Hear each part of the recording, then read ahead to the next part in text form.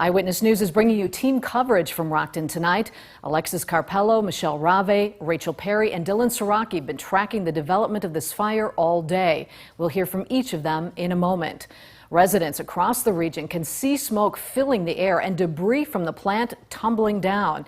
That's where we find Alexis Carpello, right outside the evacuation zone in Rockton. Alexis, what are you seeing? Yeah, Mimi, there's chunks of debris scattered all across this lawn, some as big as a car window. I spoke with a resident who lives quite a ways away from the plant, and his front lawn was still littered with debris. It was shortly after 8 o'clock.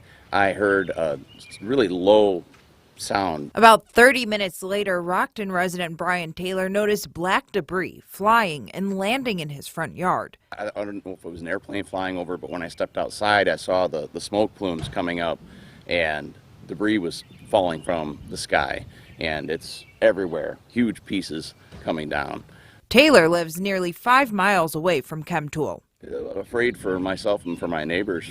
With as dry as it's been, my worry is that it would cause a grass fire. And with all of the fire crews taken up, I'm sure that there's not going to be a lot of capacity for them to be able to help if something like this happens. Megan Gagliano lives on Watts Avenue, directly across the railroad tracks from the plant. She and her family rushed out of the house this morning and went to her sister's for safety.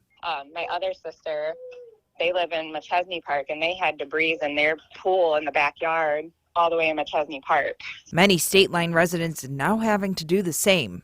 Well, I think it does need to be cleaned up. We have pets, and I worry about whether they might eat some of this. And because I don't know, this looks like a big piece of insulation, but some of the other debris, you don't know what it is. And so I think it needs to be cleaned up. But I feel really bad for anyone who's within the vicinity of Rockton today.